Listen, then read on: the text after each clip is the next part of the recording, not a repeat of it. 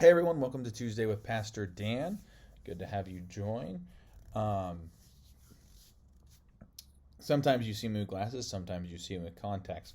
And I say that because it's always funny when I wear my glasses, because mostly I wear my contacts, to like connections or other things. And the kids are like, "When did you get glasses?" And I'm like, "Well, like eighth grade." I just prefer contacts. And like, or they ask the question, "Why do you have glasses?" So I can see, so I can see. I mean, I take my contacts out, and I probably couldn't read just anything outside the door there or the window. Um, but that's what I want to talk about is seeing.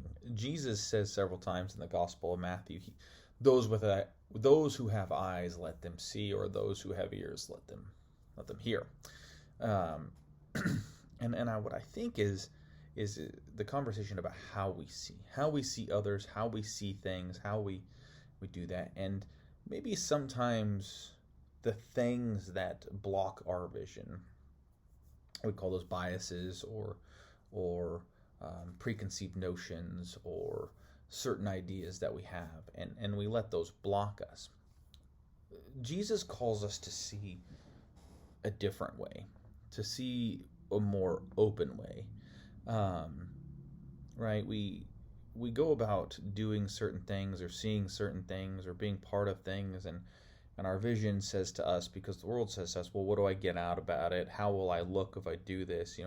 The reference point tends to be small, um, or who's going to be there, or those kind of things, versus the larger lens, the, the Christ lens, the lens of Scripture opens up.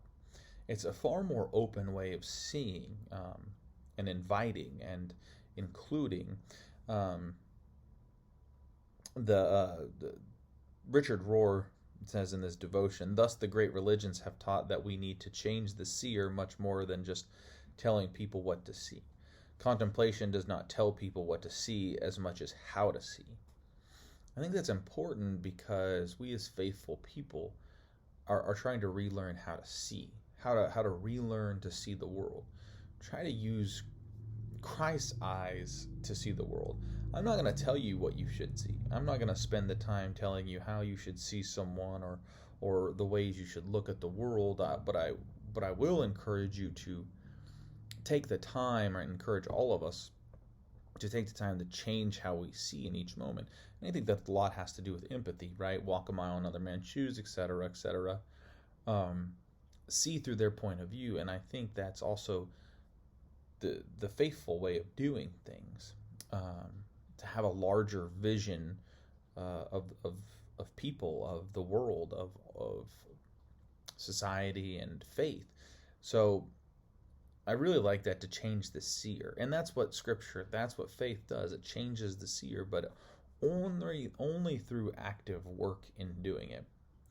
So I guess may our eyes be opened, and as Christ says, those who have eyes, let them see.